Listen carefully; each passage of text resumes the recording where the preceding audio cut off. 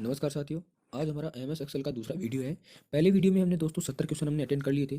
आज हम 70 से अबव जितने भी सारे क्वेश्चन रहेंगे एग्जाम में आए हुए हैं और अदर जो हमारे क्वेश्चन है एमएस एक्सेल से जितने भी इंपॉर्टेंट रहेंगे 200-250 क्वेश्चन हम करेंगे। जो आगे वाली जो एग्जाम है जैसे राजस्थान पुलिस बात करें, वीडियो बात करें या अदर भी जो एग्जाम है एएसओ की बात करें, तो कई एग्जाम होने वाली है, उनके लिए बहुत ही महत्वपूर्ण क्लास रहेगी। और इसमें दोस्तों यहाँ पर हमारे को ये फायदा रहेगा कि ये जो दक्ष नाम की जो बुक है उससे हम पूरे इसके क्वेश्चन सोल्व कर रहे हैं। उन क्वेश्चनों को हमारे को 1 घंटे में पूरी रिवीजन मारनी है, 1 घंटे में इसको पूरा रिवीजन करना है। उसमें हमारा फ़ायदा ये रहेगा कि एक तो हमारा टाइम भी बच जाएगा और हमारे क्वेश्चन भी सारे के सारे एक बार रीडिंग मार लिए जाएंगे। तो हमारा अगला क्वेश्चन है 71 नंबर का। एम एस एक्सेल में जो डाटा जो सॉर्टिंग है, एम एस एक्सेल में डाटा सॉर्टिंग का जो ऑप्शन है वो किस टेब में उपलब्ध होता है? तो वो दोस्तों यहाँ पर हमारा जो आंसर होगा वो क्या होगा? तो यहाँ पर हमारा जो आंसर होगा वो होम होगा। क्या होगा? होम होगा। अगला क्वेश्चन है बाय डिफ़ॉल्ट सेल में इंटर न्यूमेरिकल वैल्यू का अलाइनमेंट क्या होता है? यानी जो बाय डिफ़ॉल्ट सेल होता है उसमें इंटर जो न्यूमेरिकल वैल्यू जो नंबर लिखते हैं हम, उसका अलाइनमेंट क्या होता है? राइट होता है या लेफ्ट होता है या सेंटर होगा, या इसमें एक दे रखा है आपके पास एनालाइजन। तो इसमें आपके पास जो आंसर होगा वो राइट अलाइनमेंट होगा। क्या होगा? राइट अलाइनमेंट होगा। या लेफ्ट यानी कि इधर से या इधर से, तो हमारा यहाँ पर आंसर क्या होगा? राइट अलाइनमेंट होगा। अगला क्वेश्चन है दोस्तों हमारा, एक वर्कशीट की सभी डाटा को चयनित करने के लिए, एक वर्कशीट जो होती है उसमें सारे के सारे डाटा को हमारे को उसका चयन करना है, तो उसके लिए हम क्या प्रयोग करेंगे? Control A, control Z, control C, control U. तो यहाँ पर हमारे को सभी डाटा का चयन करना मतलब एक तरह से हम करना है, सेलेक्ट करना है, तो हमारे पास क्या रहेगा? कंट्रोल ए रहेगा। क्या रहेगा? कंट्रोल ए रहेगा। अगला क्वेश्चन, निम्न में से किसके द्वारा रेडी टू यूज के रूप में फाइल प्रदान की जाती है? निम्न में से किसके द्वारा रेडी टू यूज के रूप में फाइल प्रदान की जाती है? तो यहाँ पर टेम्पलेट्स, रिपोर्ट, बुक और शीट। तो यहाँ पर जो करेक्ट आंसर होगा दोस्तों वो होगा टेम्पलेट्स। टेम्पलेट्स। अगला क्वेश्चन है दोस्तों, कंडीशनल फॉर्मेटिंग में अधिकतम कितनी शर्तें हो सकती है? यानी वो कितनी शर्तें हमारे को देता है कंडीशनल फॉर्मेटिंग में, हमारे को कितनी शर्तें दे सकते हैं? तो हमारे को जो शर्तें देनी है वो कितनी, 2 देनी है, 3, 5 या कोई नहीं? तो यहाँ पर जो करेक्ट आंसर होने वाला है वो क्या होगा? तो यहाँ पर दोस्तों जो हमारा 75 नंबर का क्वेश्चन है उसमें जो आंसर होगा वो होगा 3। क्या होगा? 3। अगला, क्लियर कमांड द्वारा किसे हटाया जा सकता है? यानी क्लियर जो कमांड है उसके द्वारा आप क्या हटा सकते हो? तो ऑल फॉर्मेट मतलब ये कह रहा है कंटेंट, कमेंट और उपरोक्त दोनों। तो यहाँ पर ऑल फॉर्मेट को भी हटा सकते हैं, कंटेंट्स और जो हमारे पास जो कमेंट्स होते हैं उन दोनों को हम क्लियर कमांड के द्वारा हटा सकते हैं। तो यहाँ पर सही आंसर हमारा क्या होगा? सी आंसर होगा, यानी कि उपरोक्त दोनों। माइक्रोसॉफ्ट एक्सेल में फ़ॉन्ट की न्यूनतम व अधिकतम साइज होती है। माइक्रोसॉफ्ट एक्सेल में फ़ॉन्ट की जो न्यूनतम व अधिकतम साइज होती है। तो दोस्तों यहाँ पर जो आंसर होगा वो हमारा 1 से 409 होगा। 1 से 409 होगा। लेकिन दोस्तों ये जो 8 से जो बेहतर है ना वो भी होता है, लेकिन ये एकदम मतलब हम कह सकते हैं कि रेंडमली मतलब नॉर्मली हमारे को दिया हुआ होता है, लेकिन वास्तविकता में हम 1 से 409 कर सकते हैं इसको। किसी वर्कशीट में सेल को मर्ज एंड सेंटर करने का जो कमांड होता है वो कौन से टेब में आपको मिलेगा?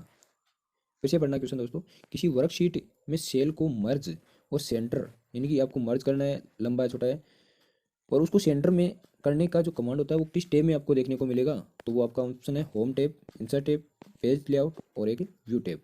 तो मर्ज और जो सेंटर का जो कमांड है वो आपको होम टेब में देखने को मिलेगा। किसमें मिलेगा? होम टेब में देखने को मिलेगा। अगला क्वेश्चन है दोस्तों, सेल में लिखे गए किसी टेक्स्ट को वर्टिकल व डायगोनल रोटेट आप करना चाहते हो तो उसके लिए आप किस कमांड का प्रयोग होता है? सेल में लिखे गए किसी टेक्स्ट को वर्टिकल व डायगोनल रोटेट करने के लिए किस रोटेट करने के लिए कमांड का जो प्रयोग होता है वो हमारे को पता नहीं है। तो इसमें रेप टेक्स्ट दे रखा है, डिग्री टेक्स्ट दे रखा है, ओरिएंटेशन दे रखा है और नन ऑफ दीज दे रखा है। तो यहाँ पर जो करेक्ट आंसर होगा वो होगा यहाँ पर ओरिएंटेशन, यानी सी ऑप्शन यहाँ हमारा आंसर होगा। चयनित सेल का बैकग्राउंड कलर बदलने के लिए किस कमांड का प्रयोग होता है? चयनित सेल का बैकग्राउंड कलर बदलने के लिए कमांड है, तो हमारे को ये कमांड बतानी है कि fill colour, font colour, text colour या ऑल ऑफ द अबव। यानी बैकग्राउंड बताना है, उसका चेक करना है, तो हमारे को फिल कलर करना होगा। क्या करना होगा दोस्तों? फिल कलर करना होगा।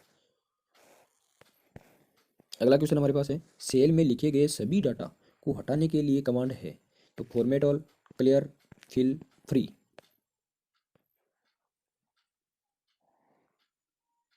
तो यहाँ पर जो हमारा आंसर होगा वो होगा क्लियर। अगला क्वेश्चन है, किसी सेल में कंडीशन आधारित वैल्यू इंसर्ट करने के लिए कमांड का प्रयोग होता है। किसी सेल में कंडीशन आधारित वैल्यू इंसर्ट करना है तो उसके लिए कमांड का जो प्रयोग होता है वो कौन सा होगा? तो format as table, conditional formatting, cell style और ऑटो सम। तो यहाँ पर जो हमारा होगा आंसर वो होगा कंडीशनल फॉर्मेटिंग, कंडीशनल फॉर्मेटिंग। अगला क्वेश्चन है, सेल में लिखे गए टेक्स्ट को सेल की निर्धारित चौड़ाई में ही प्रदर्शित करना है तो उसके लिए हमारे पास कौन सी कमांड होगी? सेल में लिखे गए टेक्स्ट को सेल में ही निर्धारित चौड़ाई में ही आपको प्रदर्शित करना है तो उसके लिए कौन सी कमांड होगी? ओरिएंटेशन होगी, या रैप टेक्स्ट होगी, या मर्ज एंड सेंटर होगी, सेल स्टाइल होगी। दोस्तों मर्ज एंड स्टाइल हमने अभी पढ़ के आए थे, ये कौन सी टैब में मिलेगा? होम टैब में। तो इस क्वेश्चन का जो आंसर होने वाला है वो होगा रैप टेक्स्ट। क्या होगा? रैप टेक्स्ट आंसर होगा। अगला क्वेश्चन देखते हैं, एक्सेल में होम टैब के किस कमांड के द्वारा चयनित सेल के मान को जोड़ सकते हैं? एक्सेल में जो होम टैब है उसमें हम किस कमांड के द्वारा चयनित जो सेल है उसके मान को जोड़ सकते हैं? तो वो ऑटो फिल है, ऑटो एड है, ऑटो सम है, या ऑटो फॉर्मेट है। तो यहाँ पर जो करेक्ट आंसर होने वाला है वो आपका ऑटो सम होगा। क्या होगा दोस्तों? ऑटो सम होगा। होम टैब में सॉर्ट कमांड के लिए, या हम कह सकते हैं सॉर्ट कमांड के द्वारा सेल के मान को व्यवस्थित कर सकते हैं, ascending, descending, A and B, या टॉप बॉटम। क्वेश्चन क्या रहा दोस्तों? होम टैब में सॉर्ट कमांड के द्वारा सेल के मान को व्यवस्थित कर सकते हैं। तो यहाँ पर जो हमारा करेक्ट आंसर होने वाला है वो ए एंड बी होगा, जिसमें असेंडिंग भी होगा और डिसेंडिंग भी होगा। अगला बिंदु दोस्तों हमारा इंसर्ट टैब आ चुका है। अब हम इंसर्ट टैब के बारे में जितने भी क्वेश्चन हैं उनको हम पढ़ने वाले हैं। तो यहाँ से स्टार्ट करते हैं। हम अपनी वर्कशीट में हाइपरलिंक निम्न में से किस शॉर्टकट की को दबा करके हम जोड़ सकते हैं? यानी कि आपको ये बताना है दोस्तों कि आप वर्कशीट के अंदर जो हाइपरलिंक होता है उसके लिए आप किस शॉर्टकट की का प्रयोग करके और आप उसको जोड़ सकते हो। तो यहाँ पर जो ऑप्शन दे रखे हैं वो एक तो दे रखा है एल्टर प्लस के, कंट्रोल प्लस के, और कंट्रोल प्लस एच और कंट्रोल प्लस एम। यहाँ से क्वेश्चन एक बार फिर से देख लेना कि वर्कशीट में आपसे ये पूछा कि हाइपरलिंक की शॉर्टकट की क्या है। ये पूछिए कि आप उस शॉर्टकट की से आप उसको दबा करके आप ऐड कर सकते हो, जोड़ सकते हो। तो यहाँ पर जो आंसर होने वाला है वो क्या होगा? कंट्रोल के होने वाला है, यानी बी आंसर यहाँ पर करेक्ट होने वाला है। अगला क्वेश्चन है एम एस एक्सेल। दोस्तों ये क्वेश्चन हमने कर लिया है। 87 नंबर का जो क्वेश्चन है हमारे पास, एम एस एक्सेल 2010 में कौन से टेप के द्वारा चार्ट इंसर्ट करवाया जा सकता है? यानी कि चार्ट को हमारे को इंसर्ट करवाना है तो वो हमारे को फाइल मिलेगी, इंसर्ट मिलेगा, न्यू मिलेगा और डाटा मिलेगा। तो जो 87 नंबर का जो क्वेश्चन है उसमें हमारा जो आंसर होने वाला है वो क्या होगा? इंसर्ट। अगला क्वेश्चन है, एक्सेल में पिवोट टेबल यूज ली जाती है डाटा को संक्षिप्त करने के लिए, डाटा को प्रिंट करने के लिए, डाटा को देखने के लिए, उपरोक्त सभी। तो यहाँ पर जो आंसर होने वाला है वो क्या होगा? डाटा को संक्षिप्त बनाने के लिए, यानी आपका आंसर एक होगा। डेटा व सूचनाओं को समझने में आसान और आकर्षक तरीके में विजुअल रूप से रिप्रेजेंट करता है। डेटा को डेटा जो है जो सूचना को समझने में आसान व आकर्षक तरीके में विजुअल रूप से रिप्रेजेंट करता है। तो विजुअल रूप से जो रिप्रेजेंट करता है दोस्तों, चार्ट, टेबल, सेमीकोलन और कॉलन। तो यहाँ पर जो करेक्ट आंसर होगा वो होगा आपका चार्ट। क्या होगा दोस्तों? चार्ट। अगला क्वेश्चन आपके पास है कि आसानी से पढ़ने के लिए आप किस, यानी कि आसानी से पढ़ने के लिए का उपयोग कर सूचना को हॉरिजॉन्टल रो और वर्टिकल कॉलम में आप व्यवस्थित कर सकते हो या किया जा सकता है। तो आसानी से पढ़ने के लिए जो डॉट डॉट का उपयोग कर सूचना को हॉरिजॉन्टल रो और वर्टिकल कॉलम में व्यवस्थित किया जाता है तो वो आपका पैराग्राफ, सीट, बॉक्स और टेबल। तो यहाँ पर जो करेक्ट आंसर होगा वो होगा आपका table. Dot dot dot data का दृष्टिगत रिप्रेजेंटेशन है और सूचना को समझने के लिए आसान और आकर्षित तरीके से प्रतिपादित करता है। डेटा का दृष्टिगत रिप्रेजेंटेशन है और सूचना को समझने के लिए आसान और आकर्षित तरीके से प्रतिपादित करता है। तो यहाँ पर जो ऑप्शन है चार्ट, टेबल, पिक्चर और ग्राफिक्स। तो यहाँ पर जो करेक्ट आंसर होगा दोस्तों वो होगा चार्ट। किस टैब में आपको टेबल, ग्राफिक्स और हाइपरलिंक जैसे विशेष घटकों की जोड़ने की सुविधा मिलती है? किस टैब में आपको टेबल, ग्राफिक्स और हाइपरलिंक जैसे विशेष जो घटक हैं उनको जोड़ने की सुविधा मिलती है? तो होम, इंसर्ट, पेज लेआउट और व्यू। तो यहाँ पर जो करेक्ट आंसर होने वाला है वो आपका इंसर्ट होने वाला है। क्या होगा? इंसर्ट। अगला है, पिवट टेबल किससे संबंधित होती है? पिवट टेबल किससे संबंधित होती है? तो एक्सेल, ईमेल, चैट और मदरबोर्ड। तो यहाँ पर जो करेक्ट आंसर होगा इसका वो होगा एक्सेल। आप दैनिक आधार पर शेयर बाजार की प्रकृति को चार्ट द्वारा प्रदर्शित करना चाहते हैं, इसके लिए किस प्रकार के चार्ट का उपयोग करेंगे? तो pie chart, line chart, column chart और रो चार्ट। तो यहाँ पर करेक्ट आंसर होगा वो लाइन चार्ट। क्या होगा दोस्तों? Line chart.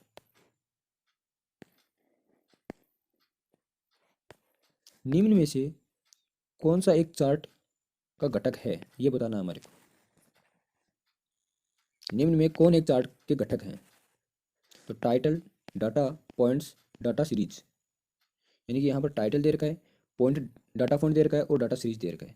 वर्टिकल एक्सिस दे रखा है और वैल्यू एक्सिस दे रखा है। डाटा लेबल दे रखा है, ग्रिड लाइन दे रखी है और लीजेंड दे रखा है, या उपरोक्त सभी दे रखे हैं। तो यहाँ पर सारे के सारे ही हमारे आंसर होने वाले हैं कि डी आपका आंसर होगा, जिसमें टाइटल भी होगा, डाटा पॉइंट्स भी होगा, डाटा सीरीज भी होगा, वर्टिकल एक्सिस भी होगा और वैल्यू एक्सिस भी होगा, डाटा लेबल भी होगा और ग्रिड लाइन भी होगा और लीजेंड भी होगा।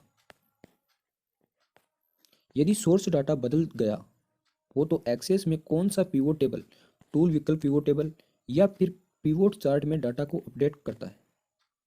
वैसे एक बार मैं क्वेश्चन को पढ़ रहा हूँ। यदि सोर्स डाटा बदल गया हो तो एक्सेल में कौन सा पिवोट टेबल टूल विकल्प या पिवोट टेबल या पिवोट चार्ट में डाटा को अपडेट करता है? तो यहाँ पर जो करेक्ट आंसर होगा वो होगा रिफ्रेश। क्या होगा दोस्तों? रिफ्रेश होने वाला। अगला क्वेश्चन है हमारा, एक इंटरेक्टिव पिवोट टेबल बनाने हेतु किस वेब कंपोनेंट्स का उपयोग करेंगे? एक इंटरेक्टिव पिवोट टेबल बनाने हेतु किस वेब कंपोनेंट्स का उपयोग करेंगे? तो यहाँ पर HTML का, पिवोट टेबल रिपोर्ट का, पिवोट टेबल लिस्ट का और पिवोट टेबल फील्ड लिस्ट का बताना। तो यहाँ पर जो हमारा करेक्ट आंसर होने वाला है वो होगा pivot table report. Pivot table report answer होने वाला है। अगला क्वेश्चन है दोस्तों, माइक्रोसॉफ्ट एक्सेल में चार्ट के प्रकार हैं। माइक्रोसॉफ्ट जो एक्सेल है उसमें चार्ट के प्रकार हैं। तो कॉलम, लाइन, पाई, बबल, बार, एरिया, एक्स वाई स्कैटर और रीडर, और दे रखा है स्टॉक, सरफेस और डॉग्नोनट। तो यहाँ पर ऑल ऑफ दीज यहाँ पर हमारा क्या होगा? करेक्ट आंसर होगा। माइक्रोसॉफ्ट एक्सेल में डाटा को कम समय में फिल्टर करने के लिए कमांड का प्रयोग किया जाता है। माइक्रोसॉफ्ट एक्सेल में डाटा को कम समय में फिल्टर करने के लिए किस कमांड का प्रयोग किया जाता है? तो यहाँ पर जो करेक्ट आंसर होगा वो क्या होने वाला है? तो यहाँ पर याद रखना स्लाइसर। क्या होगा? ए ऑप्शन आपका यहाँ पर करेक्ट होगा। दोस्तों हमारे पास पेज टेब आ चुका है, यानी कि अगला हमारे पॉइंट है जो हमने होम देख लिया, इंसर्ट हमने देख लिया है। अब हमारे पास क्या रहेगा? पेज टेब रहेगा। उसका हमारे पास अगला क्वेश्चन है, यदि आप चौड़े फॉर्मेट में प्रिंट लेना चाहते हैं तो किस तरह पेज ओरिएंटेशन या अभिविन्यास का प्रयोग करेंगे? आपको लैंडस्केप, प्रोटेक्ट, क्षैतिज या ऊर्ध्वाधर। वैसे एक बार क्वेश्चन सुन लीजिएगा, यदि आप चौड़े फॉर्मेट में प्रिंट लेना चाहते हैं तो किस तरह के पेज का ओरिएंटेशन या जो अभिविन्यास का प्रयोग करोगे? तो यहाँ पर ऑप्शन आपका जो सही ऑप्शन रहेगा वो आपका लैंडस्केप रहेगा। क्या रहेगा? लैंडस्केप रहेगा। अगला क्वेश्चन है, स्वतंत्र डिजाइन है, यानी डॉट डॉट डॉट स्वतंत्र डिजाइन है जिसका उपयोग डॉक्यूमेंट के विभिन्न भागों में किया जा सकता है। जिसका उपयोग है वो डॉक्यूमेंट के विभिन्न भागों में किया जा सकता है, तो वो है स्टाइल, थीम, फॉन्ट या कोई नहीं। तो यहाँ पर जो करेक्ट आंसर है वो हमारा थीम। अगला क्वेश्चन है, MS एक्सेल 2010 में कौन सी डिफ़ॉल्ट पेज ओरिएंटेशन सेटिंग होती है?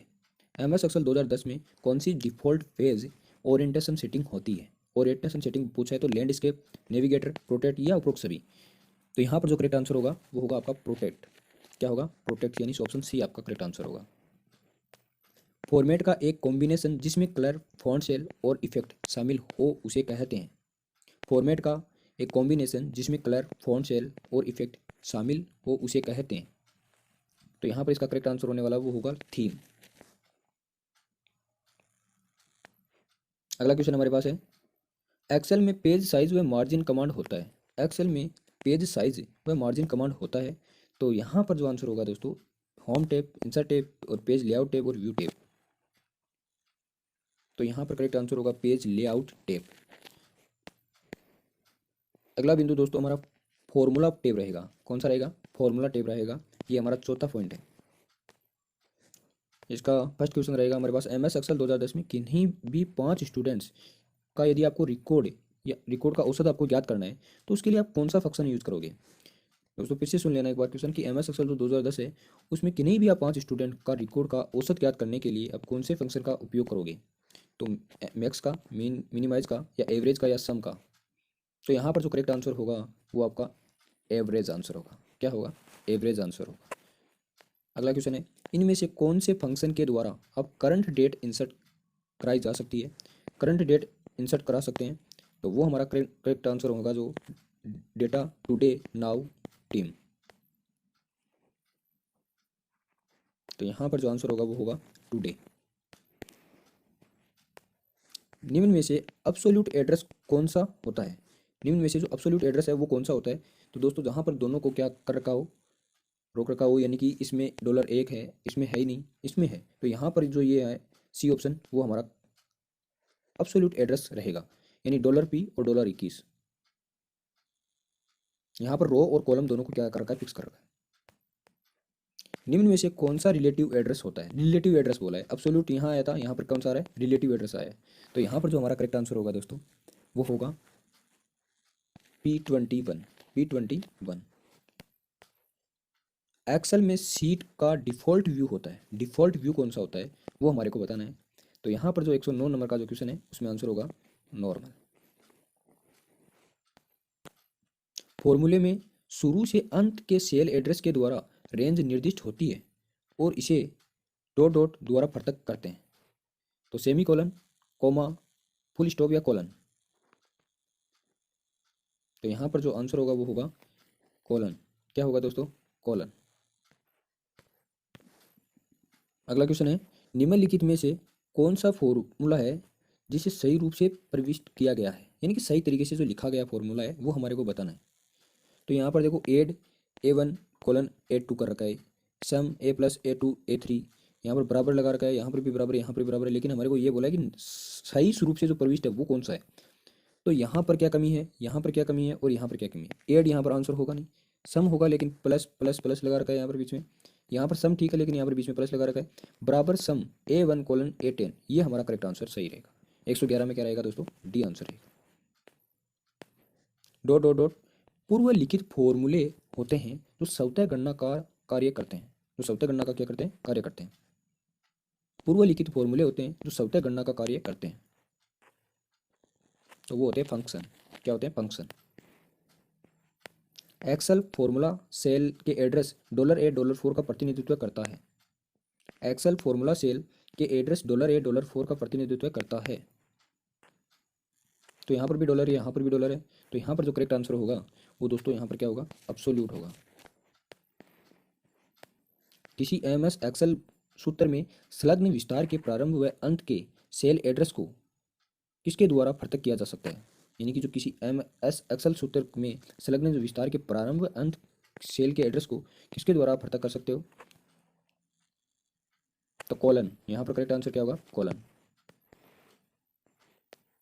सेल के एड्रेस निश्चित करने के लिए, यानी कि संबंधित सेल के स्वतः रेफरेंस को रोकने के लिए कॉलन और रो की संख्या के पहले टाइप करते हैं। आपका एक तो क्या हो गया? कॉलम और जो रो है उसकी संख्या के पहले हम क्या टाइप करते हैं जिससे वो क्या है? रुक जाए, रोकने के लिए। तो यहाँ पर हम प्रयोग करने वाले हैं वो है डॉलर का। किसका प्रयोग करेंगे? डॉलर का। अगला क्वेश्चन है हमारे पास, split, arrange, filter, dot dot dot पूर्व लिखित फॉर्मूले होते हैं जो स्वतः गणना करने का कार्य करते हैं। तो यह भी हमारा आंसर क्या होगा? फंक्शन। एमएस एक्सेल में हैश क्या इंगित करता है? एमएस एक्सेल में हैश क्या इंगित करता है? तो सेल में इंटर डाटा या वैल्यू बहुत बड़ी होने के कारण प्रदर्शन नहीं किया जा सकता। तो यहाँ पर करेक्ट आंसर होगा बी, जिसमें कह रखा है सेल में इंटर डाटा या वैल्यू जो है वो बहुत बड़ी होने के कारण प्रदर्शन नहीं किया जा सकता। एमएस एक्सेल में सभी जो फॉर्मूलों जो शुरू होते हैं वो किस चिन्ह से होंगे, ये हमारे को इसमें बताना है। तो यहाँ पर करेक्ट आंसर होगा वो आपका बराबर का चिन्ह। फॉर्मूले में के द्वारा अलग किए गए सेल एड्रेस के जरिए नॉन एक्सचेंज रेंज का वर्णन का होता है। यानी कि फॉर्मूला में डॉट डॉट द्वारा अलग किए गए सेल एड्रेस के जरिए नॉन एक्सचेंज रेंज का वर्णन का होता है।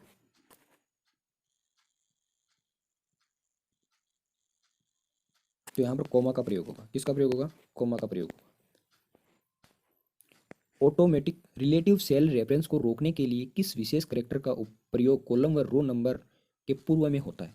तो ऑटोमेटिक रिलेटिव जो सेल रेफरेंस को रोकने के लिए किस विशेष करैक्टर का प्रयोग कॉलम व रो नंबर को पूर्व में होता है, यानी कि उससे पहले हमारे को उसका प्रयोग करना है। तो वो आपका आंसर क्या होगा? डॉलर का। अगला क्वेश्चन है, एक्सेल में एवरेज एक है, एक्सेल में एवरेज एक है तो क्या है? फंक्शन है। एम एस एक्सेल में डेट फॉर्मेट लगाने की शॉर्टकट की है, डेट फॉर्मेट लगाने की शॉर्टकट की क्या है? एम एस एक्सेल में डेट फॉर्मेट लगाने की शॉर्टकट की होती है, ये हमारे को बताना है दोस्तों। तो इसका जो करेक्ट आंसर होगा वो होगा control shift hash, control shift hash होगा। एक्सेल में मल्टीपल कैलकुलेशन को एक ही फॉर्मूले का प्रयोग करते हैं तो वह होता है। एक्सेल में मल्टीपल कैलकुलेशन को एक ही फॉर्मूले का प्रयोग करते हैं तो वह होता है एरे फॉर्मूला, एरे फॉर्मूला यहाँ पर करेक्ट आंसर। अगला क्वेश्चन है हमारे पास कि निम्नलिखित में से कौन से लॉजिकल फंक्शन हैं? निम्नलिखित में से कौन से लॉजिकल फंक्शन हैं? तो एंड, और, not, if, all of the above. तो यहाँ पर जो करेक्ट आंसर होगा वो हमारा all of the above. True और फॉल्स किस प्रकार के फंक्शन है? ट्रू और फॉल्स किस प्रकार के फंक्शन हैं? तो ये लॉजिकल फंक्शन है, लॉजिकल फंक्शन है। द्वितीय फंक्शन क्या है? द्वितीय फंक्शन क्या है? तो एफ, पीएमटी, पीवी या उपरोक्त सभी। तो यहाँ पर डी आंसर होगा, सारे होंगे, पीएमटी भी होगा, एफ भी होगा, पीवी भी होगा। एक्सेल में डॉट डॉट डॉट बटन द्वारा सेलों के मान या डेटा को जोड़ सकते हैं। एक्सेल में किस बटन के द्वारा आप सेलों के मान या जो डेटा को आप जोड़ सकते हो? ऑटोफिल, ऑटो करेक्ट, ऑटो सम या ऑटो फॉर्मेट। तो यहाँ पर जो करेक्ट आंसर होगा वो ऑटो सम होगा। एक्सेल विंडो को कौन सा क्षेत्र सेल के मान एवं सूत्र को प्रदर्शित करता है? यानी जो आपका एक्सेल जो विंडो है वो कौन से क्षेत्र सेल के मान व सूत्र को प्रदर्शित करता है? तो यहाँ पर करेक्ट आंसर होगा वो फॉर्मूला बार। निम्न में से कौन सा फॉर्मूला वैध नहीं है?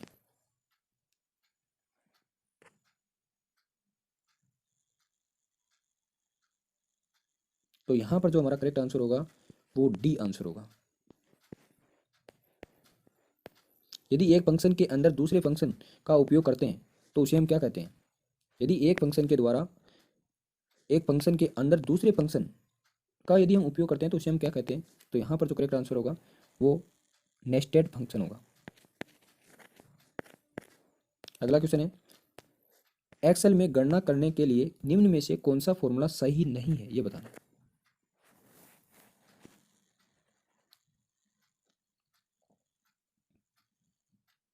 तो यहाँ पर करेक्ट आंसर जो होगा वो होगा ए ऑप्शन। एक्सेल में एक फॉर्मूला बनाने के लिए आपको आवश्यकता होगी, एक्सेल में एक फॉर्मूला बनाने के लिए आपको आवश्यकता होगी तो वैल्यू और सेल रेफरेंस दोनों की होगी, वैल्यू और सेल रेफरेंस दोनों की होगी। एक सेल में एंटर किए गए नंबर तथा फॉर्मूले कहलाते हैं, एक सेल में एंटर किए गए नंबर और फॉर्मूले कहलाते हैं। तो यहाँ पर करेक्ट आंसर होगा लेबल्स, क्या कहलाते हैं? लेबल्स कहलाते हैं।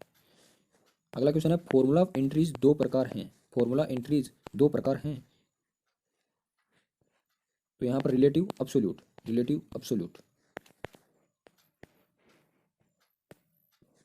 चयनित सेल में से अधिकतम मान ज्ञात करने के लिए, अधिकतम मान ज्ञात करने के लिए आप कौन से फंक्शन का प्रयोग करोगे? चयनित सेल में से अधिकतम मान ज्ञात करने के लिए फंक्शन का प्रयोग किया जाता है। तो अधिकतम निकालना है तो यहाँ पर जो आंसर होगा वो आपका बी आंसर होगा, मैक्सिमम। किस सेल में लिखी गई स्ट्रिंग या टेक्स्ट में अक्षरों की कुल संख्या ज्ञात करने के लिए फंक्शन का प्रयोग किया जाता है? यानी कि किस सेल में लिखी गई स्ट्रिंग या टेक्स्ट में अक्षरों की कुल संख्या ज्ञात करने के लिए, अक्षरों की जो कुल संख्या ज्ञात करने के लिए कौन सा फंक्शन प्रयोग करते हैं? तो इसमें लेन, ये सी ऑप्शन हमारा करेक्ट आंसर होगा। अगला क्वेश्चन है कि माइक्रोसॉफ्ट एक्सेल में लॉजिकल फंक्शन के प्रकार हैं। माइक्रोसॉफ्ट एक्सेल में लॉजिकल फंक्शन के प्रकार हैं, तो यहाँ पर होगा एंड, इफ, और नॉट, और ट्रू फॉल्स, या उपयुक्त सभी। तो यहाँ पर करेक्ट आंसर होगा उपयुक्त सभी। माइक्रोसॉफ्ट एक्सेल की फंक्शन लाइब्रेरी में फंक्शन होते हैं, तो financial, logical, text, date and time, lookup और reference, math and string statistical, यानी कि उपयुक्त सभी होगा या इनमें से कुछ होगा। तो यहाँ पर दोस्तों जो करेक्ट आंसर होने वाला है वो ई ही आपका आंसर होगा। इंसर्ट फंक्शन कमांड कौन से टैब में होता है? इंसर्ट फंक्शन कमांड कौन से टैब में होता है ये आपको बताना है। तो यहाँ पर जो करेक्ट आंसर होगा वो होगा फॉर्मूला। क्या होगा? फॉर्मूला। अगला है बिंदु हमारे पास कि डाटा टैब में डाटा टैब, यानी कि एक तरह से हम पढ़ रहे हैं कि अगला जो हमारा पॉइंट है वो डाटा टैब है। और उसका पहला क्वेश्चन है, ऐसा नियम है जो वैल्यू के पूर्वानुमान में मदद करता है। ऐसा नियम है जो वैल्यू के पूर्वानुमान में मदद करता है, तो वो हमारा करेक्ट आंसर होगा यहाँ पर गोल सिक। क्या होगा? गोल सिक। एक्सेल में डाटा को निश्चित क्रम में सॉर्ट किया जाता है। एक्सेल में डाटा को निश्चित क्रम में सॉर्ट किया जाता है, तो डाटा मेन्यू। इंटरनेट के माध्यम से डाटा को वर्कशीट में इंसर्ट करने के लिए कमांड का प्रयोग किया जाता है। इंटरनेट के माध्यम से डाटा को वर्कशीट में इंसर्ट करने के लिए कमांड का प्रयोग किया जाता है, तो यहाँ पर करेक्ट आंसर होगा वो फ्रॉम वेब होगा। कमांड जिसका प्रयोग किसी सेल में इनवैलिड डेटा एंट्री पर रोक लगाने के लिए किया जाता है। कमांड जिसका प्रयोग किसी सेल में इनवैलिड डाटा एंट्री पर रोक लगाने के लिए किया जाता है, तो यहाँ पर करेक्ट आंसर होगा इसका डाटा वैलिडेशन। एक ही सेल में लिखे गए एक से अधिक शब्द या जो टेक्स्ट को अलग अलग कॉलम के रूप में प्रदर्शित करने करता है, तो वो कौन सा ऑप्शन होगा हमारा? Text two column. वर्कशीट में किसी डुप्लीकेट रो को डिलीट करने के लिए किस कमांड का प्रयोग होता है? वर्कशीट में किसी डुप्लीकेट रो को डिलीट करने के लिए किस कमांड का प्रयोग होता है? तो यहाँ पर आंसर होगा रिमूव डुप्लीकेट का। रिमूव डुप्लीकेट का। किसी सेल में वैल्यू टाइप जैसे decimal, date, time, text, length आदि का निर्धारण किस कमांड द्वारा किया जाता है? किसी सेल में वैल्यू टाइप जैसे decimal, date, time, text, length आदि का निर्धारण किस कमांड द्वारा किया जाता है? तो डाटा वैलिडेशन के द्वारा। यहाँ पर करेक्ट आंसर क्या होगा? ए। अब दोस्तों आप हमारा रिव्यू टेब आ चुका है। रिव्यू टेब, निम्न में से किस टेब में प्रूफिंग टूल्स होती है? निम्न में से किस टेब में प्रूफिंग टूल्स होती है? तो यहाँ पर रिव्यू। किसमें? रिव्यू में। किस सेल पर कमेंट इंसर्ट करने का कमांड किस टेब में होता है? कमेंट इंसर्ट करने का कमांड किस में होता है? तो यहाँ पर करेक्ट आंसर होगा वो आपका रिव्यू। क्या होगा दोस्तों? रिव्यू आंसर होगा। अगला क्वेश्चन है हमारे पास, किसी सीट व वर्कबुक को लॉक करने का कमांड कौन से टेब में होता है? किसी सीट को व वर्कबुक को यदि आप लॉक करना चाहते हो तो वो कौन से टेब में आपको मिलेगा? तो वो आपको डी ऑप्शन यानी रिव्यू में मिलेगा। किसी वर्कशीट को प्रोटेक्ट या लॉक करने का कमांड है। किसी वर्कशीट को प्रोटेक्ट या लॉक करने का कमांड है, तो है वो प्रोटेक्ट सीट। माइक्रोसॉफ्ट एक्सेल में किसी वर्कबुक को प्रोटेक्ट या लॉक करने का कमांड है। वर्कबुक को, यहाँ पर पूछा था वर्कशीट को प्रोटेक्ट, और यहाँ पर वर्कबुक को प्रोटेक्ट लॉक करने का। तो यहाँ पर जो करेक्ट आंसर होगा वो होगा प्रोटेक्ट वर्कबुक होगा।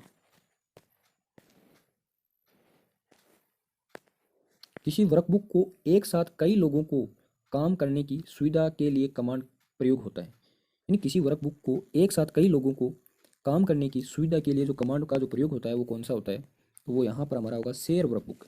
शेयर वर्कबुक होगा। ऑप्शन के साथ आप रो या कॉलम या दोनों को फ्रीज कर सकते हैं, अर्थात वर्कशीट में रहते हुए आप हमेशा उस रो या कॉलम में सूचना को देख सकते हैं। ये व्यू टेब का चल रहा है दोस्तों। क्वेश्चन क्या कह रहा है?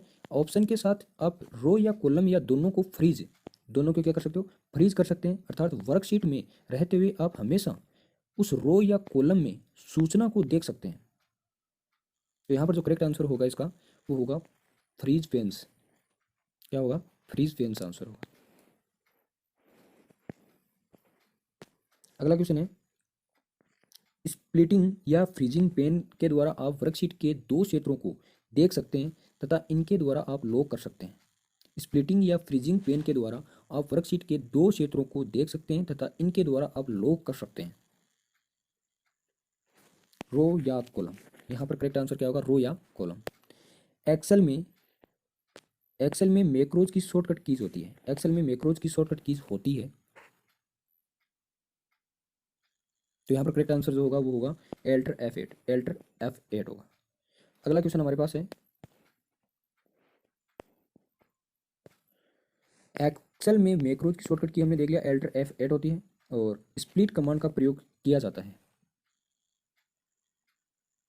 तो यहाँ पर जो करेक्ट आंसर होगा वो वर्कशीट को अलग अलग भागों में बांटने हेतु, वर्कशीट को अलग अलग भागों में बांटने हेतु, तो यहाँ पर बी आंसर हो जाएगा। वर्कशीट में रो नंबर व कॉलम नेम छुपाने के लिए आप मतलब कौन सा कमांड यूज करोगे, यानी कि रो शीट में रो नंबर व कॉलम नेम छुपाने के लिए कौन सा कमांड का प्रयोग होता है।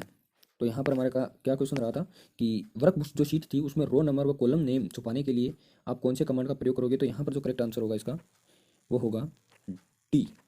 क्या होगा दोस्तों, डी आंसर करेक्ट होगा, यानी हेडिंग्स। माइक्रोसॉफ्ट एक्सेल में खुली हुई वर्तमान वर्कबुक को छुपाने के लिए प्रयोग किया जाता है। माइक्रोसॉफ्ट एक्सेल में खुली हुई वर्तमान वर्कबुक को छुपाने के लिए प्रयोग किया जाता है। तो यहाँ पर व्यू टैब का जो हाइड कमांड है, जो व्यू टैब है उसका जो हाइड कमांड है उसका प्रयोग करेंगे। तो यहाँ पर करेक्ट आंसर क्या होगा, ए ऑप्शन। वर्कबुक व्यू के प्रकार हैं, वर्कबुक व्यू के प्रकार हैं, तो यहाँ पर normal, page layout, page break preview, page break preview, custom view और फुल स्क्रीन, ये उपयुक्त सभी। तो यहाँ पर डी ऑप्शन होगा। अब हमारा बिंदु है MS एक्सेल के पर्सन आ गए हैं, यानी कि हमारे पास जो पॉइंट थे वो हमने सारे पढ़ लिए हैं। हमने व्यू भी पढ़ लिया है, रिव्यू भी पढ़ लिया है, डाटा टाइप भी पढ़ लिया है, फॉर्मूला भी पढ़ लिया है और इंसर्ट, होम वगैरह, पेज लेआउट सारे हमने पढ़ लिए। अब उससे रिलेटेड मिक्स में हमारे पास क्वेश्चन आएंगे। तो कई वर्कशीट मिलकर एक बनाती है, कई वर्कशीट मिलकर एक बनाती है, तो यहाँ पर जो करेक्ट आंसर होगा वो होगा वर्कबुक। क्या होगा दोस्तों, वर्कबुक का आंसर होगा। वर्कशीट पंक्ति की संख्या 1 और कॉलम ए से शुरू होती है। तो वर्कशीट की जो पंक्ति संख्या 1 और कॉलम ए से शुरू होती है, तो यहाँ पर करेक्ट आंसर होगा A1। एक्सेल 2010 में एक वर्कशीट में कितने कॉलम होते हैं, ये इंपॉर्टेंट क्वेश्चन है दोस्तों, कितने कॉलम होते हैं। तो यहाँ पर 16,384, 16,384।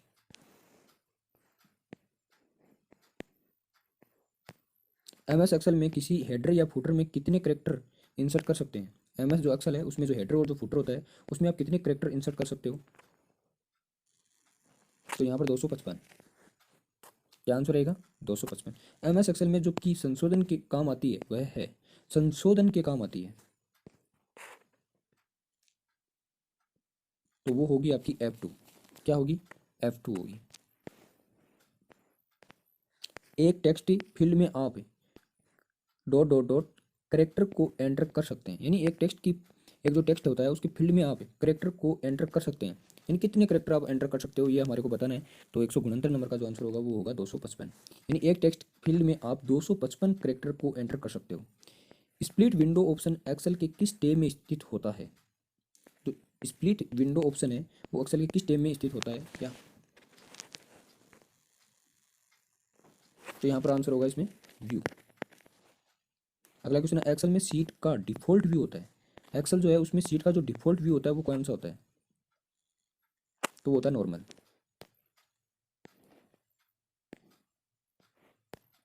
MS एक्सेल में WT होता है, MS एक्सेल में WT होता है, तो worksheet title command, worksheet title command यहाँ पर आंसर क्या होगा, ए होगा। अगला क्वेश्चन है, split window option MS Excel के किस मेन्यू का भाग होता है। Split window option MS Excel के किस मेन्यू का भाग होता है, तो यहाँ पर होगा व्यू मेन्यू का। एक्सेल फाइल में वर्कशीट की कुल कितनी संख्या होती है। एक्सेल फाइल जो है उसमें वर्कशीट की कुल कितनी संख्या होती है, तो 255। क्या होती है दोस्तों, 255। अगला क्वेश्चन है, MS एक्सेल फाइल में F11 कुंजी से क्या होता है। MS एक्सेल फाइल में F11 कुंजी से क्या होता है, F11 बताया है, तो यहाँ पर होगा चार्ट मेन्यू खुलता है। क्या खुलता है, चार्ट मेन्यू खुलता है। MS एक्सेल में, जो MS एक्सेल है उसमें एक्सेल को किस नाम से जाना जाता है, MS एक्सेल को किस नाम से जाना जाता है, तो यहाँ पर होगा spreadsheet program, spreadsheet program, C option. शीघ्रता से फॉर्मेटिंग करने के लिए उपयोग किया जाता है। शीघ्रता से आप फॉर्मेटिंग करना चाहते हो तो उसके लिए आप उपयोग करोगे, तो यहाँ पर आंसर होगा फॉर्मेटिंग टूल बार का, फॉर्मेटिंग टूल बार का। अगला क्वेश्चन है, एक्सेल में किस फॉर्मूला या फंक्शन के द्वारा कॉलम का डेटा रो में और रो का डेटा कॉलम में कन्वर्ट करना है, यानी अपोजिट करना है। एक्सेल में किस फॉर्मूला या फंक्शन के द्वारा आप कॉलम का डेटा रो में और रो का डेटा कॉलम में कन्वर्ट कर सकते हो, तो वो आपका आंसर होगा ट्रांसपोज। क्या होगा, ट्रांसपोज। ट्रांसपोज विकल्प मौजूद होता है, ट्रांसपोज विकल्प जो है वो मौजूद होता है तो फॉर्मूला में होता है। दो से अधिक सेलों के चुनाव को कहा जाता है, दो से अधिक सेलों के चुनाव को कहा जाता है तो टेबल या रेंज। एक्सेल में सेल की फॉर्मेटिंग के लिए कौन कौन सी कमांड होती है, एक्सेल में सेल की फॉर्मेटिंग के लिए कौन कौन सी कमांड होती है, तो number, font, alignment, border, pattern और प्रोटेक्ट, ये सारे के सारे होते हैं, तो यहाँ पर आंसर क्या होगा, डी। व्हाट इफ एनालिसिस प्रदर्शित करने के लिए किसका उपयोग किया जाता है, व्हाट इफ एनालिसिस प्रदर्शित करने के लिए किसका प्रयोग किया जाता है, तो सोल्वर, गोल सीक और सिनेरियो मैनेजर, यानी उपरोक्त सभी होगा। करंट डेट इंसर्ट करने के लिए किस फंक्शन का उपयोग किया जाता है, करंट डेट इंसर्ट करने के लिए किस फंक्शन का उपयोग किया जाता है, तो टुडे का। एक्सेल में वी लुकअप फंक्शन का कार्य करता है, वी लुकअप जो फंक्शन है वो क्या कार्य करता है, एक्सेल में वी लुकअप फंक्शन क्या कार्य करता है, तो इससे संबंधित रिकॉर्ड को खोजता है, उससे जो संबंधित जो रिकॉर्ड होता है उसको क्या करता है, खोजता है। निम्न में से कौन सबसे पुराना स्प्रेडशीट सॉफ्टवेयर है, तो यहाँ पर विजिकेल, विजिकेल। MS एक्सेल में उपलब्ध एक सुविधा जो केवल निर्दिष्ट मापदंड के अनुसार डेटा को कॉलम में प्रदर्शित करती है। MS एक्सेल में उपलब्ध एक सुविधा यानी जो फीचर जो केवल निर्दिष्ट मापदंड के अनुसार डेटा को कॉलम में प्रदर्शित करता है,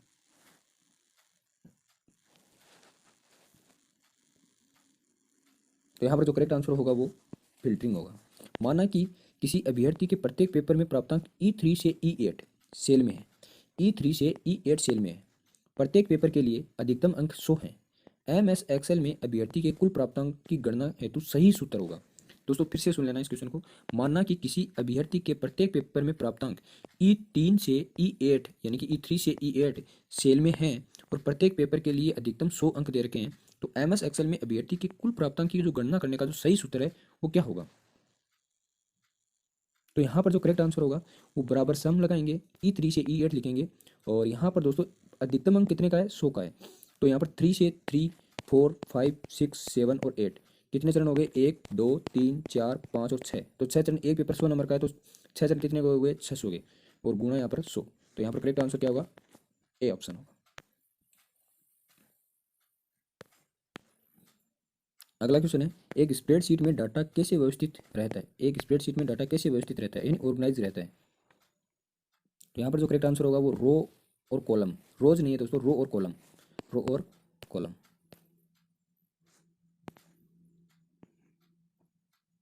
अगला क्वेश्चन हमारा कि एक स्प्रेडशीट में डाटा कैसे व्यवस्थित रहता है ये हमने देख लिया। MS एक्सेल में एक चार्ट को संपादित करने हेतु प्रयोक्ता क्या करेगा, एक चार्ट यानी कि MS एक्सेल में एक चार्ट को संपादित करने हेतु प्रयोक्ता क्या करेगा, तो यहाँ पर चार्ट ऑब्जेक्ट को डबल क्लिक करेगा, चार्ट ऑब्जेक्ट को क्या करेगा, डबल क्लिक करेगा। MS एक्सेल में इफ एरर, इफ एरर है, MS एक्सेल में इफ एरर है, तो यहाँ पर जो करेक्ट आंसर होगा एक लॉजिकल फंक्शन है। MS एक्सेल में एक्टिव सेल किसके द्वारा दर्शाई जाती है, MS एक्सेल में एक्टिव सेल किसके द्वारा दर्शाई जाती है, एक डार्क वाइट बॉर्डर के द्वारा, एक डार्क वाइट बॉर्डर के द्वारा। सूत्र वो समीकरण है, सूत्र वो समीकरण है जो आपकी वर्कशीट में वैल्यूज पर गणना का प्रदर्शन करते हैं, सूत्र वो समीकरण है जो आपकी वर्कशीट में वैल्यूज पर गणना का प्रदर्शन करते हैं, तो यहाँ पर जो करेक्ट आंसर होगा वो होगा एडिशन जोड़ के लिए होता है, सब्ट्रैक्शन माइनस, मल्टीप्लिकेशन और डिवीजन यहाँ पर ऑल ऑफ दीज होगा। किसी कॉलम के आइटम को कुछ अनुक्रम या क्रम यानी सीक्वेंस बता सकते हैं हम, सीक्वेंस ऑर्डर के अंदर, यानी किसी कॉलम के आइटम को कुछ अनुक्रम या क्रम में व्यवस्थित करने की प्रक्रिया को कहा जाता है। तो यहाँ पर क्या करेंगे, सॉर्टिंग। सॉर्टिंग एक्सेल में अंकीय मान को लेबल मान के रूप में माना जा सकता है अगर वह शुरू हो। एक्सेल में जो अंकीय जो मान है उसको लेबल मान के रूप में माना जा सकता है, यानी अंकीय मान को लेबल मान में कब मानेंगे, तो यहाँ पर आपके पास क्या आएगा, अपोस्ट्रोफ, अपोस्ट्रोफे, डी ऑप्शन है यहाँ पर करेक्ट आंसर होगा। प्रयोक्ता किस कमांड का प्रयोग करके एक्सेल में format cell dialog box launch कर सकता है। प्रयोक्ता किस कमांड का प्रयोग करके एक्सेल में जो फॉर्मेट सेल डायलॉग बॉक्स में लॉन्च कर सकता है, तो यहाँ पर कंट्रोल+1। MS एक्सेल 2010 में शिफ्ट F3 का प्रयोग किसके लिए किया जाता है, शिफ्ट प्लस F3 का प्रयोग किसके लिए किया जाता है, तो फंक्शन इंसर्ट करने हेतु, फंक्शन इंसर्ट करने हेतु।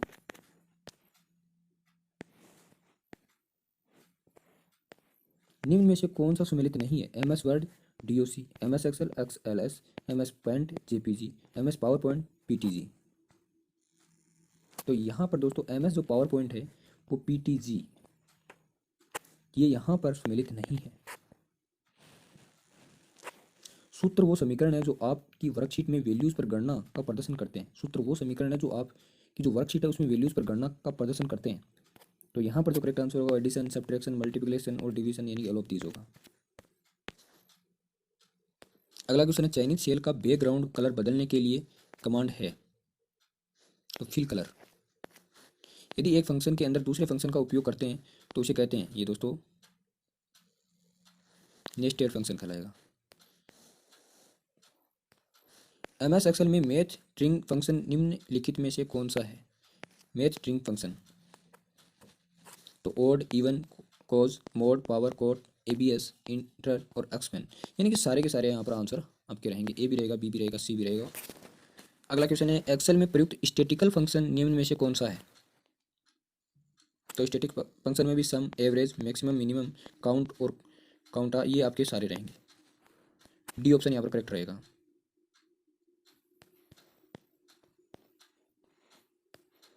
MS एक्सेल में प्रयुक्त फंक्शन वह उससे के जो कार्य के युग्म के सही विकल्प को चयन करना, ये फंक्शन दे रखा है और इसका ये जो कार्य है वो दे रखा है। तो यहाँ पर हमारे को ये बोला है कि करेक्ट आंसर आपको बताना इनमें से कौन सा होगा। तो ये थोड़ा सा लंबा क्वेश्चन है दोस्तों, इसको हम पहले पढ़ लेते हैं। ये जो कॉन्टेंट्स होता है उसका संबंध इनमें से एक और दो में से किसमें लग रहा है आपको, तो वो देखना, किसी शब्द के प्रथम अक्षर को कैपिटल लेटर एवं अन्य को स्मॉल लेटर में लिखने हेतु, यानी कि किसी शब्द के प्रथम अक्षर को कैपिटल लेटर एवं अन्य को स्मॉल लेटर में लिखने हेतु आप इनमें से किसका बिंदु का यानी यूज करोगे, तो वो हमारे को देखना है यहाँ पर। और इसका जो सही आंसर होगा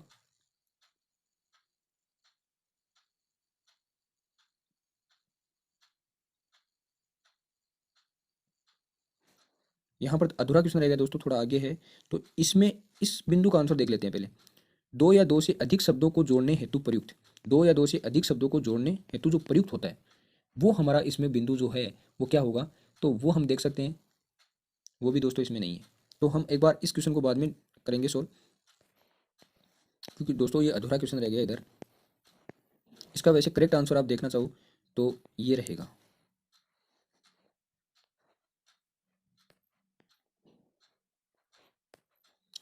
किसी सेल में मौजूद तारीख एंटर करने के लिए किसे प्रेस किया जाता है, किसी सेल में मौजूद तारीख एंटर करने के लिए किसे प्रेस किया जाता है, तो यहाँ पर जो होगा कंट्रोल+सेमीकोलन। ये दोस्तों कल वीडियो की एग्जाम में पूछ लिया गया क्वेश्चन है। व्हाट इफ एनालिसिस प्रदर्शित करने के लिए किसका उपयोग किया जाता है, व्हाट इफ एनालिसिस प्रदर्शित करने के लिए किसका उपयोग किया जाता है, तो सॉल्वर का, स्कोलशीट का, सिनेरियो मैनेजर का, उपरोक्त सभी।